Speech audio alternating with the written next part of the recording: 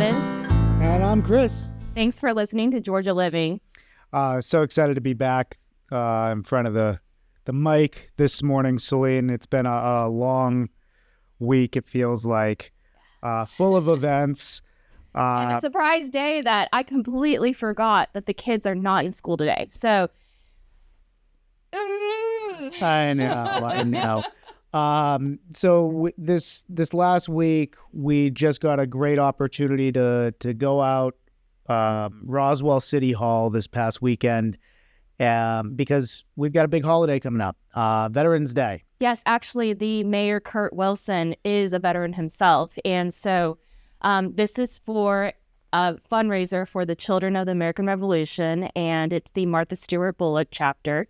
We meet at Barrington Hall as well as Osage Terrace, which is the Bullock Hall is Teddy Roosevelt's mother's house, and then her name was Mittie. And Barrington Hall is Roswell King, the founder of Roswell. His son's estate is still there. It's owned by the city of Roswell.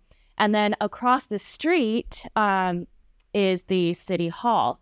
Now, I could go into this whole thing about the three sisters and everything. I love architectural stuff, but I won't. So the Children of the American Revolution, and they,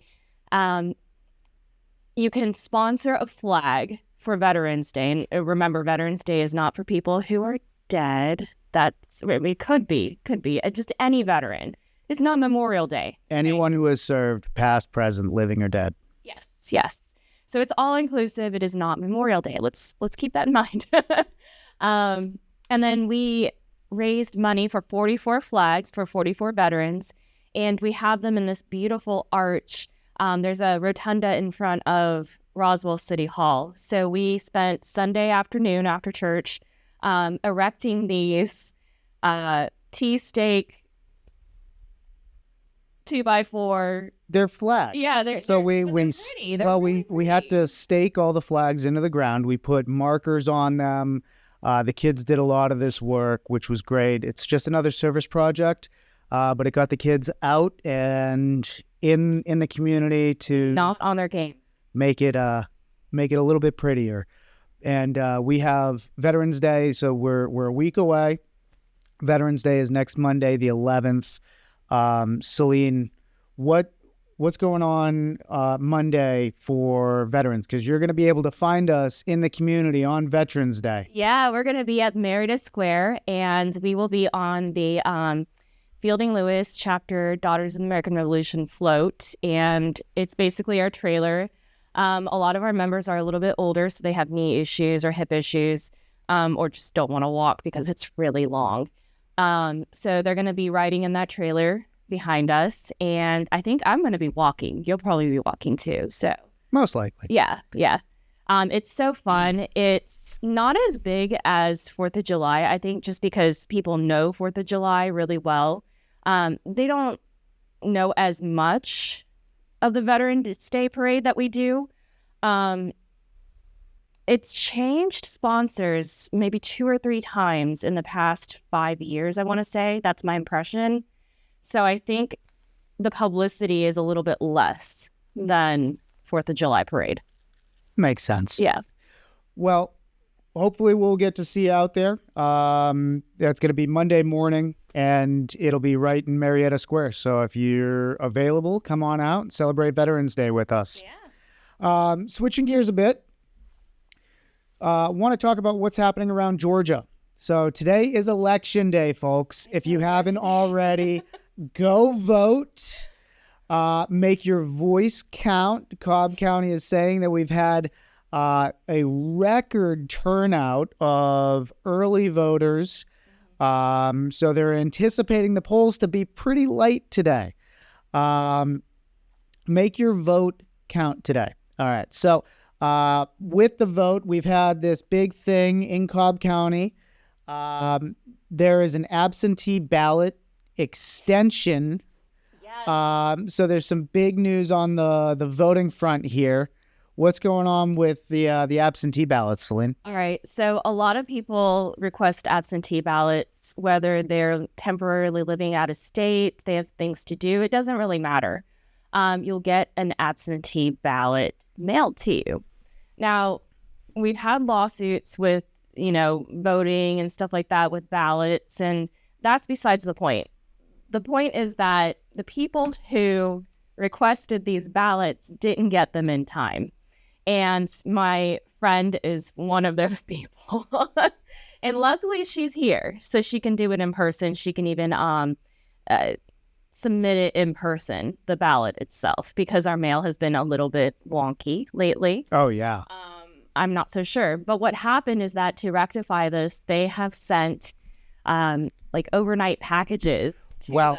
Well, cost a lot. Hang on, honey. The state reversed it. What? So this past weekend, we got this notice that the absentee ballots were going to count if they were received by Thursday. There, 14 hours ago, WSB TV says that the state Supreme Court reversed the extension on the 3,400 absentee ballots that were sent out. So if you were planning on getting your absentee ballot in the mail today to be returned by, I think Thursday the 7th is when they originally said it had to happen, that is no longer the case. You have to get out, go to a poll, and vote if you want your vote to count today. Wow. Yeah. So just a heads up there. That was news to me. So yeah. It's been a busy morning, and that just came out last night. That's not going to be good. No, well, it's, with every election, there's going to be some sort of controversy. There's going to be some sort of scandal. Yeah. This is it. Let's hope that the margin for the victor is greater than 3,700 votes. Now, on a brighter note, there's some... No one wants to listen to this anymore. Exactly. Now, on a brighter note, there's some uplifting news in Georgia's conservation efforts. You may know about the red-cockaded woodpecker. This is a unique bird found here in the Southeast. And for the last 50 years, they have been on the endangered species list.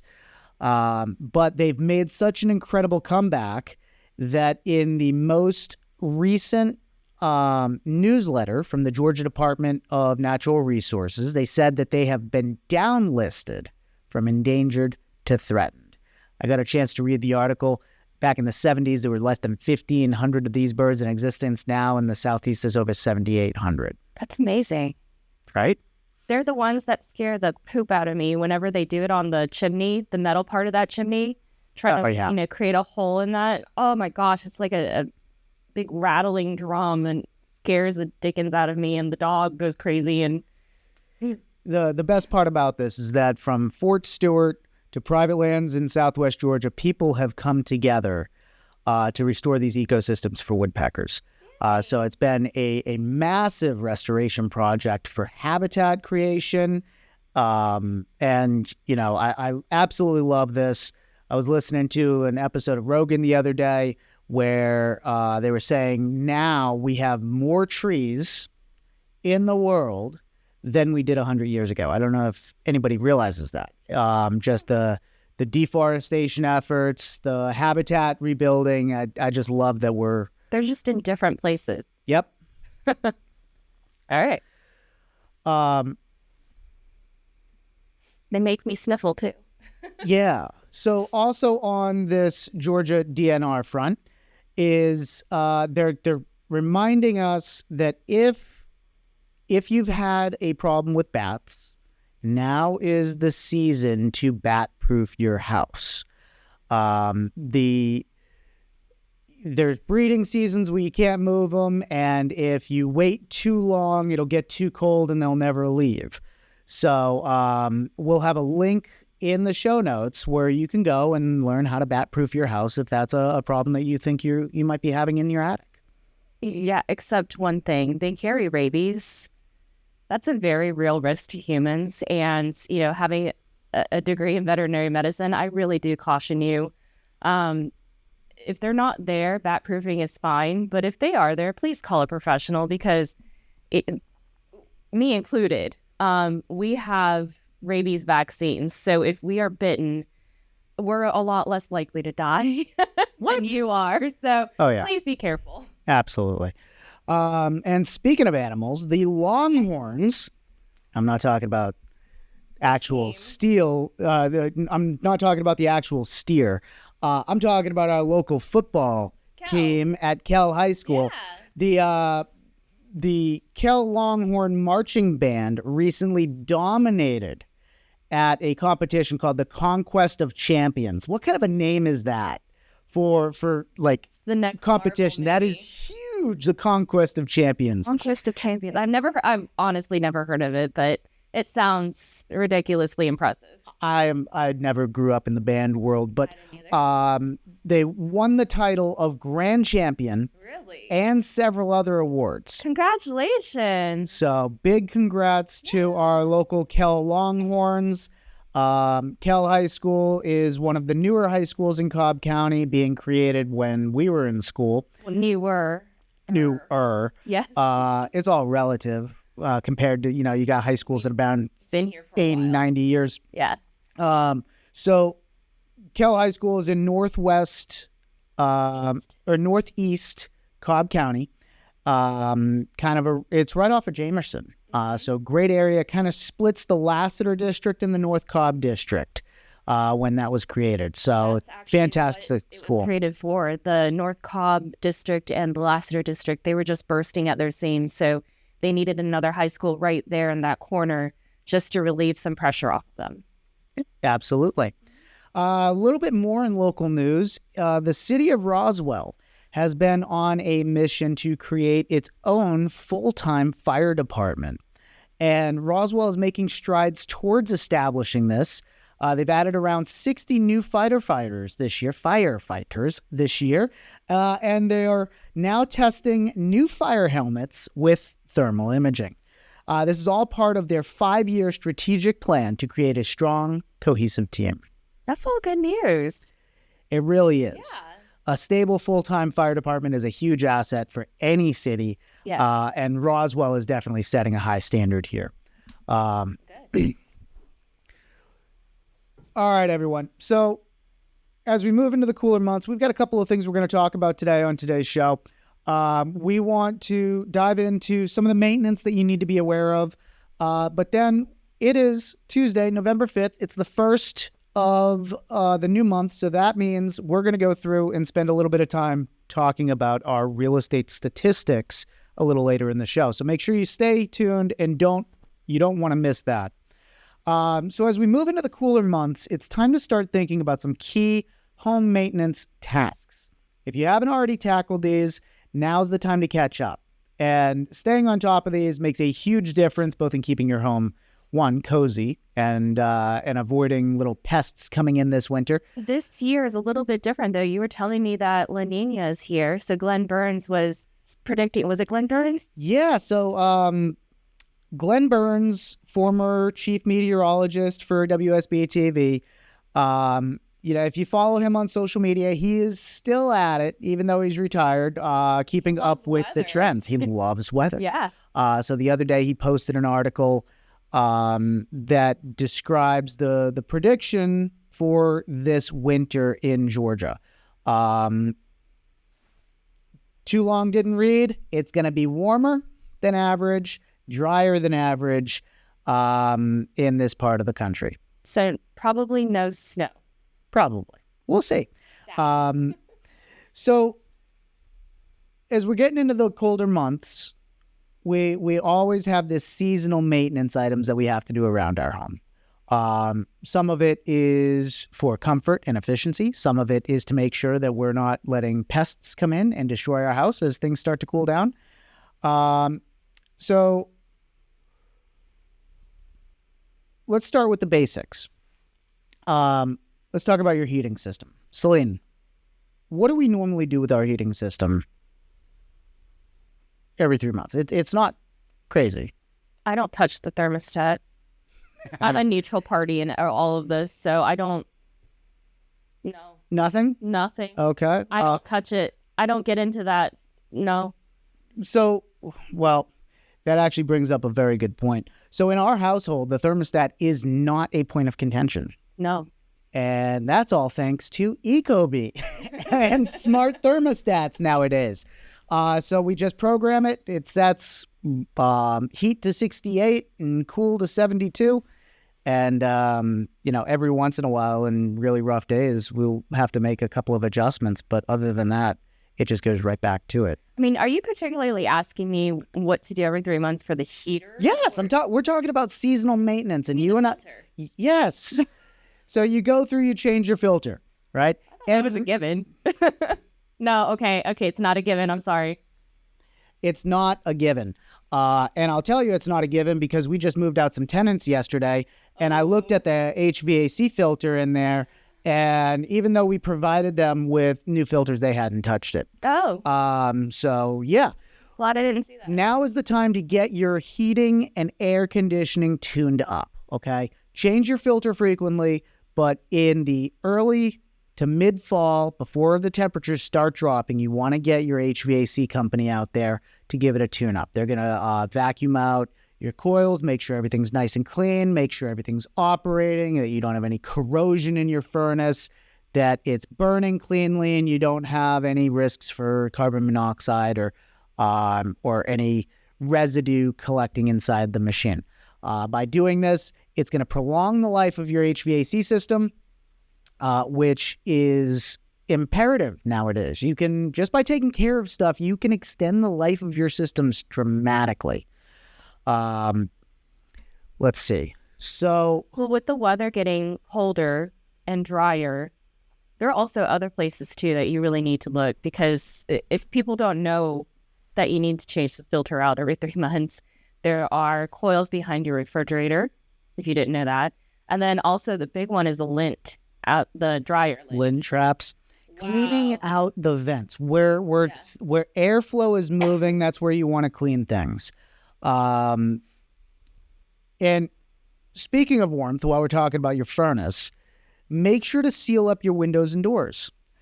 This is the time of year where if you have any little holes or cracks or gaps, you could buy a can of spray foam insulation, go around your house, and just fill in those holes.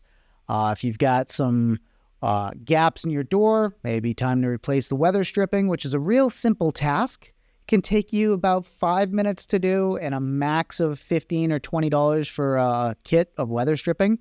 And it makes a huge difference. That's the squishy stuff that gets squashed between the door and the frame. Our house was built in 1978. And Celine, when we moved in, what was the state of the door? I mean, it's humid here, so sometimes it doesn't close, but... Well, you could see light through it, remember? Well, it depends on the time of the year, because, doors here in Georgia expand and contract a lot. We have a wooden door, not a steel one, so it actually... it expands and contracts. But when we moved into this house, everything was leaking. Oh. We could see daylight through the door. A lot of the windows... Well, the windows didn't really have a problem.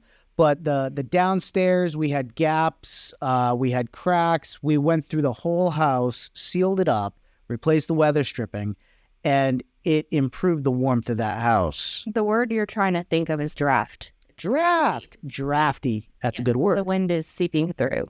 Yeah. Another simple trick is to help with efficiency this winter, switch the ceiling fan to winter mode. Yeah, there are actually two directions to the fan. So a lot of people don't realize this. Your fans spin both directions, so they can go clockwise or counterclockwise. By reversing the blade direction to clockwise, you push that warm air at your ceiling down to the floor. Helps keep that circulation up. Helps make the house feel a little bit warmer in the winter months. All right. Let's see. So other than just trying to make it feel a little warmer, one of the things that we want to do this fall is a safety check. Okay. So make sure that your batteries are tested in your carbon monoxide detectors, your smoke detectors. If you live in an older house, consider getting carbon monoxide detectors if your house doesn't have them.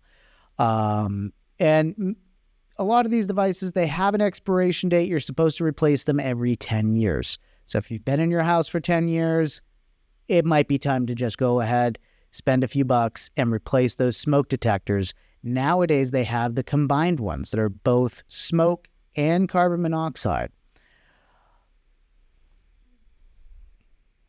They only cost like $20-something, right? Yeah, I mean, you can get the combo ones for 20 or 30. Yeah. I think we maybe spent $12, $13 on our carbon monoxide detectors when we moved into the house. And we put them in a few areas. Primarily in our mechanical room. We put them right beside where our furnace and our water heater are, because that's where the exhaust is, and we have burning of natural gas there. And then we have one upstairs right outside of the kids' rooms. So we have one at the top of the house, then we have one by the mechanical system. You're probably better off having them in every room of the house, but I am not a fire safety expert. I just bought a 78 house and wanted to add a little bit extra protection for our family. So don't take my advice. Put them everywhere you want. But it's important to have them. So if they're 10 years old, replace them. If you don't have them, at least get them. And then your chimney, HVAC vents, it's time to clean them. As you were mentioning, Celine, you want to go through and clean your vents. Anywhere that can get clogged. So that's going to be your chimney. If you use it and you have fires in your chimney, go through and get that cleaned. You should be doing that every year. Every year, absolutely. And this might be like the filter question that you talked to me about, but there's a flue that you open and close. Yes. There's actually a thing that you can't see. If you stick your head inside and look up, you can see it. If you have a traditional fireplace, in that fireplace, there's going to be a damper called a flue. And it is basically a piece of metal. It's circular. And it's going to, when it's flat, it's going to be closed. And then when you pull the lever, it opens like this. And it allows the draft from the fire to go up the chimney. Now, when you're in the summer months, when you're in the winter months and you're not using a fire, hot air rises, right? So you want to have that flue closed when you're not using it. If you use your fireplace, make sure you're getting it cleaned. Now's the time to do it before they get super busy. Load up on firewood. We just got our delivery from Facebook Marketplace a couple of weeks ago with a half cord, so we should be good for the winter here. What's that running now? I think it was $200 for a half cord. Yeah, maybe something around that. And then I gave the kid a tip because he was a young guy and pretty entrepreneurial. That was about the price 10, 15 years ago for a full cord. Yeah. So, I mean, the prices have gone up. I think we paid a cord for about $150 when we were in college.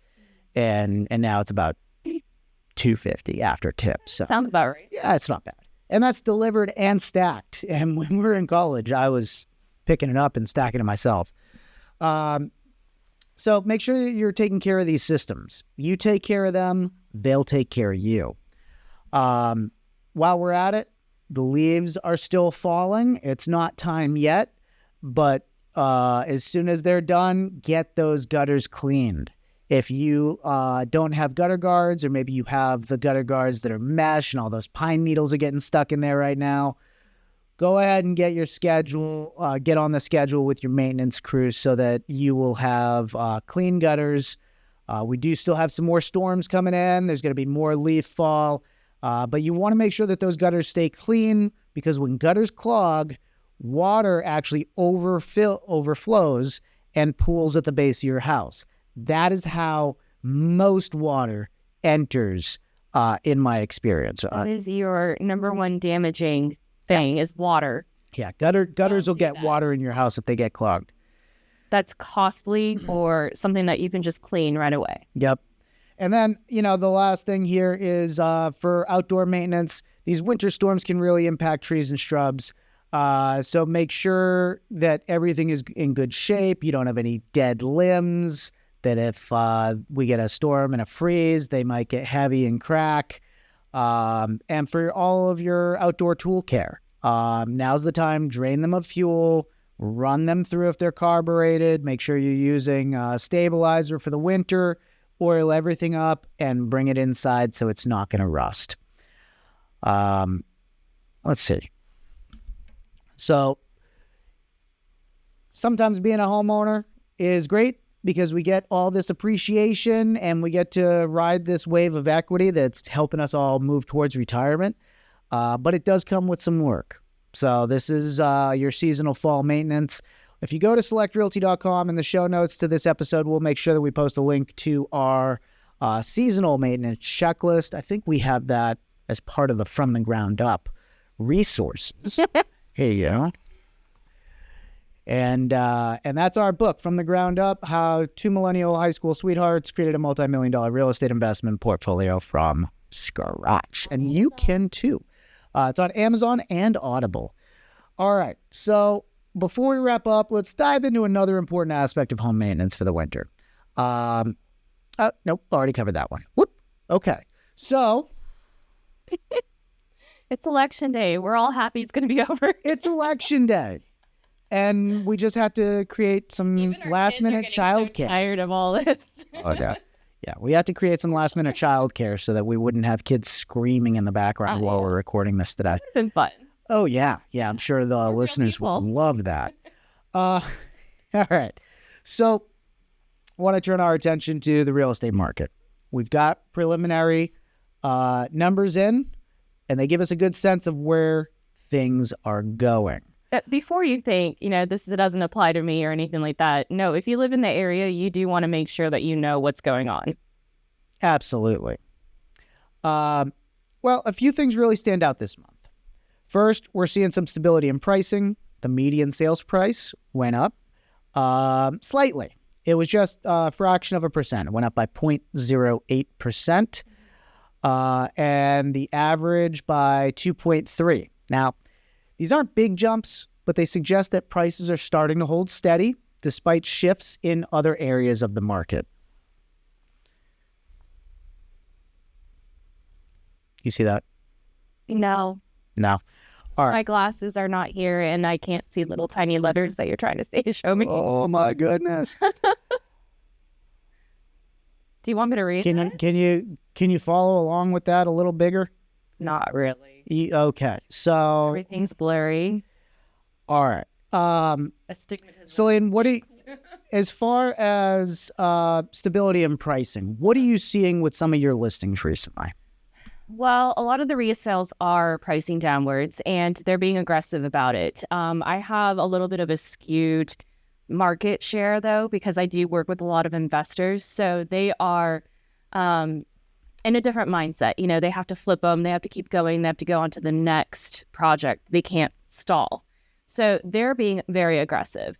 That doesn't mean that the other people aren't being aggressive too. They are also decreasing, maybe not as frequently and as aggressively as these flippers, but they are also in the same line of thought. They might do 1,000 or 2,000. They might not do giant drops like 10 or 15 or even 5, depending on the price point, right? Because it's a percentage type of thing. It's not the same if you have a $200,000 house versus a $1.2 million. Oh yeah, $2,000 off. It's all relative. Yeah, it's very relative. So I am still seeing that.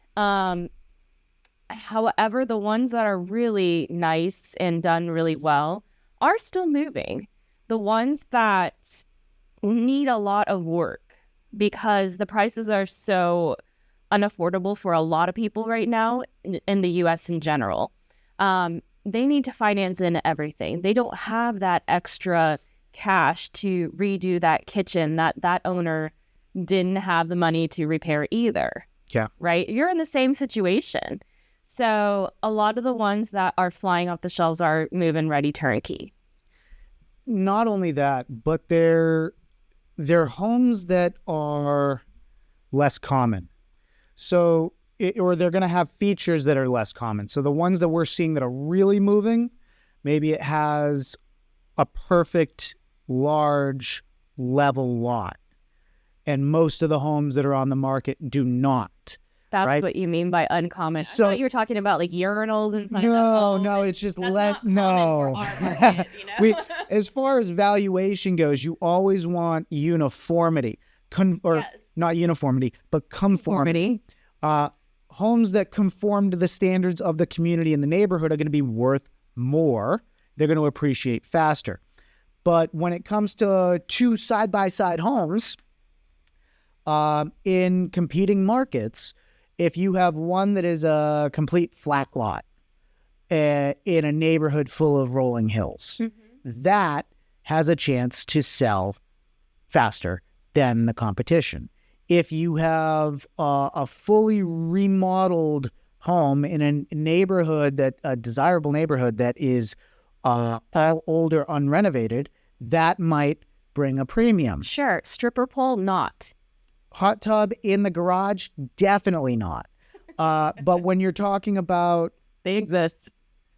the features that the buyers are looking for and not finding, if your house has some of those, then that might be a really big attractant to a buyer, and it might actually sell pretty fast. I'm seeing a lot of in-law suites go fast because of that. Yeah. But talking about inventory, the inventory is a whole different story with the Atlanta market. New listings are up 14.2%, and the total number of homes for sales increased a whopping 48.4% from last year. We have almost 50% more homes on the market today than we did at this time last year. Wow. And now this is stats for all of Metro Atlanta. There's going to be different pockets. If you look at Atlanta as the market as a whole, we have a lot of inventory. There's going to be areas within the Metro Atlanta area where inventory is under a month.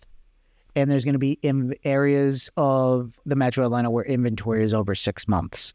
So this is not, real estate is hyper-local. You cannot generalize it. It is community specific.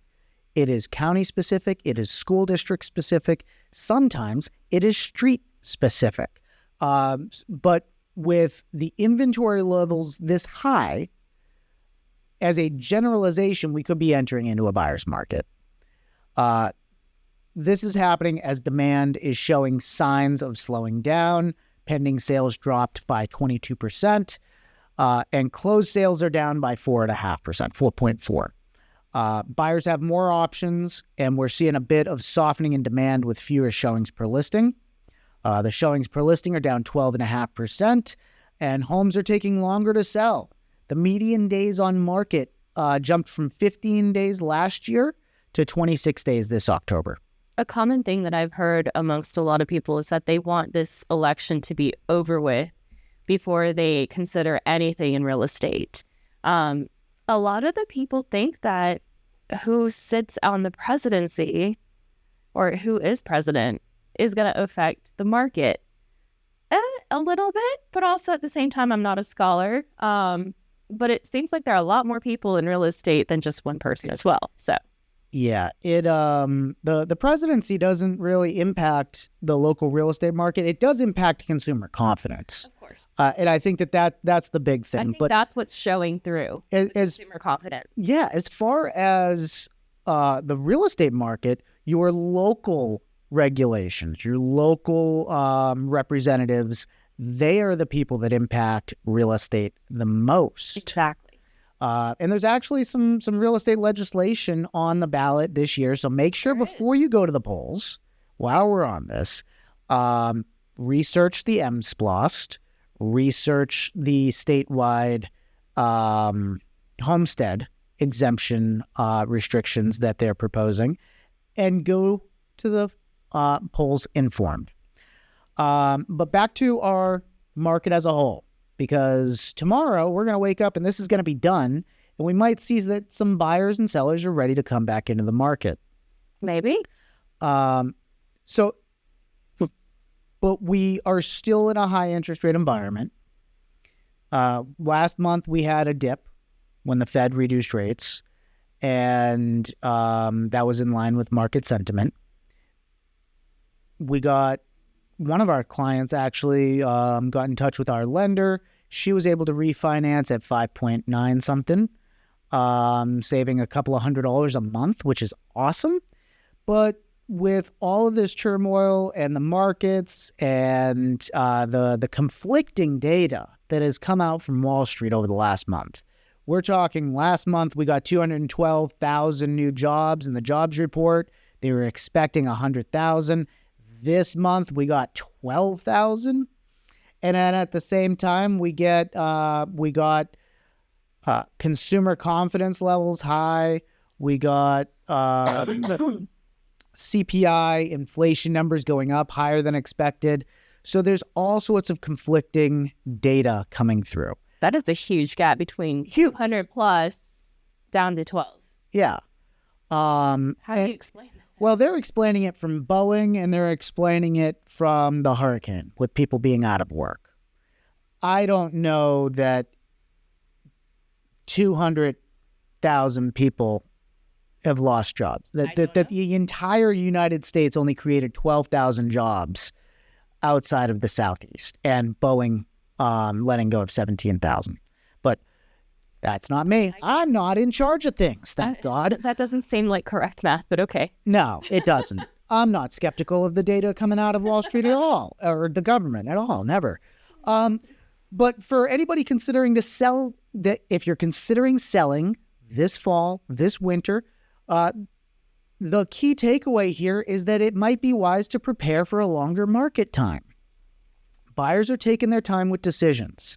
There's economic factors, and because of the increased number of listings, they have choices. And looking ahead to the winter months, there are some potential shifts to keep an eye on. Inventory is going to be up. Sales are slowing. Celine, what do you usually see in the winter? Oh, everyone's busy doing holiday stuff, doing travel.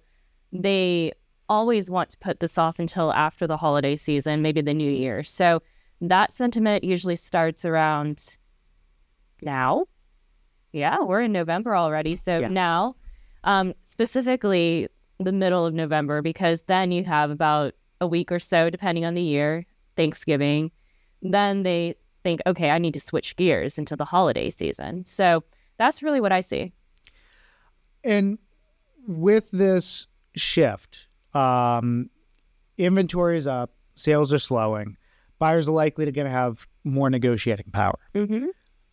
What do you typically see this time of year when offers are coming through? What are sellers doing to get homes sold? Do they have to give more? Are they kind of cinching up the belt and tightening the wallet more because of the economy? Okay, so I have to throw a wrench in this. It's the end of the year, so it depends on who you are talking to. There are people who have to plan their taxes, right? So they have to either do a transaction in whichever year, depending on what their situation is. So you have that group of people. And then you have just the regular people who maybe need to move for a job or, inconveniently, it's in the middle of the holiday season. They have to do it. So I think they're two groups and you can't really compare them. But Well, that's true. But I think the investors are going to be a much smaller segment of the market, like 5% maybe. Remember that I work with a lot of investors. That's true. So yeah. this Simply is what List. I'm We have a talking lot of about them. with my business model. So That makes sense. yeah, I really do have a lot to do with them. So a lot of my insight is going to come from them. But I still work with half regular consumers as well. So they get a little overwhelmed during the holiday season. They are trying to juggle way too much. There's, sometimes family drama. There is presents to think about that you have to go shopping for. That's another task. There's a laundry list of things to go on. So I see a lot of frustration during the holiday months from regular consumers. I also see a lot of emotions because it is a highly emotional time, right? No one wants to get stuck at the airport or anything. Although our airport is really nice and being stuck there isn't as big of a problem because you have so many choices of shopping and dining. I could spend a whole day there. But in the winter months, the sellers are bringing down their prices a little bit more because you have fewer people who are willing to juggle the home purchase or sale, and then holiday season as well, and family drama. And then you have fewer buyers, but those buyers, if they're not investors, they're also stressed, but they see these good deals. So a lot of the times I've actually seen them walk away with some really good deals and negotiate some awesome things out of those transactions. Don't you think? Like, this is the season where I'm surprised. Oh, absolutely. And, the family drama, I think that can definitely make real estate transactions a little bit more complex this time of year because, one, today's election day. We've got Thanksgiving coming up in about 3 weeks, and everybody's going to be... You're going to have to get around your family and have to deal with your crazy uncle or Aunt Karen or whatever it might be. And nothing against Karens, though. We actually live in a cul-de-sac full of Karens. There's 4 Karens on our street. All of our... And they're all the sweetest women ever. I love them all. we lucked out there. Yeah. Because our son was pretty adamant the other day. He says, I do not want a vegan Karen in our house. Because I eat mostly vegetables. And he was talking about me. Yeah. So fortunately, we proved him wrong. But I do eat some meat. Think about what you've got to deal with. If you're bringing a home to market in the winter, you're going to be dealing with politics. You're going to be dealing with family. You're going to be meal planning for 1 or 2 giant celebrations. You're going to be decorating your house because how would a consumer look at you as a human if they walked into a house to tour that wasn't decorated for the holidays around the holiday time? I forgot to mention one thing that I see every single year. What's that? And that is because most of our home purchases are financed. We have to be really mindful of when lending companies, banks, etc., are open. Yep. And also going to be able to underwrite, etc., appraise. Contract timelines. All these things really are scrutinized because in the summertime we can go, go, go. We don't really have to think about much other than the national holidays, right?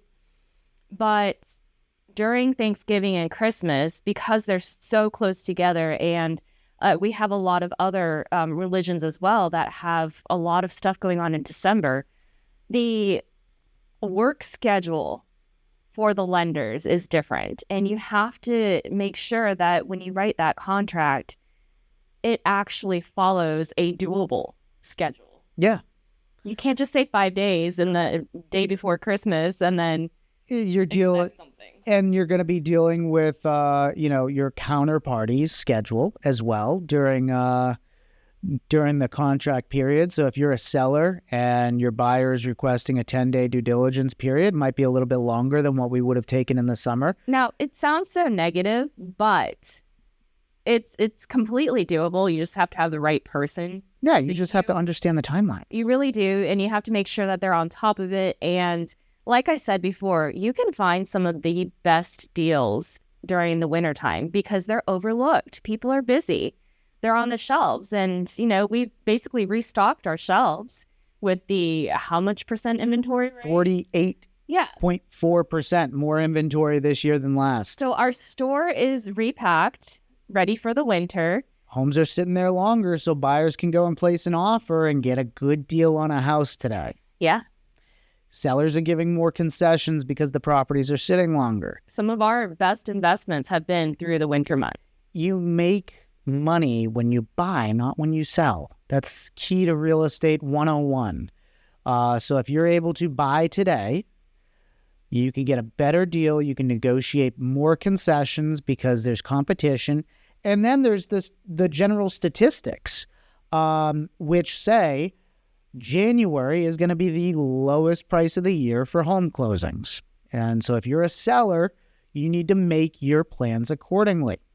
And does that mean that you sell in the summer and wait to buy until January? No, it doesn't mean that you need to plan your move around this, because when you make a buy and sell transaction, you're usually doing a horizontal move in a period of time where the market is in the same conditions. So if you're selling at the lowest, you're also buying at the lowest. So you don't have to wait until the summer to sell if you're making a move. But just pay attention to that, because if you are not going to buy a house, maybe you're going to rent or you're going to move out of state to a different market, understand where that market is and think maybe you sell this summer. And then, you go into a rental for a little while until you're ready to buy. And then you buy in the winter. You can do a 6-month Airbnb. It's not impossible to find those. But you've got to pay attention to the stats. So we're going to get into January as the lowest price of the year. That means they're going to contract in December. And so you can get some really good deals right now around the holidays. All right. Celine, any final thoughts? Yeah. Quite honestly, no. I'm going to sleep so well tonight. I can't wait for this election to be over. Hit the pillow and then wake up tomorrow and be like, it's done. Exactly. Over. Well, for anyone listening, and Celine, I think you had some great advice today. Whether you're buying or selling, staying on top of these market trends will help you make informed decisions. As the market continues to evolve, we're going to continue bringing you updates so you can stay ahead of the curve. You can find our full report on the state of the Atlanta market on selectrealty.com. And don't forget, here's the camera. There you go. And you can also find a second report detailing out the East Cobb community on our website as well. So we'll have this episode up as soon as we get it processed. Best of luck and may the best candidate win today. Either way, we're all going to win when we stop hearing about it. We'll see you next week. Bye.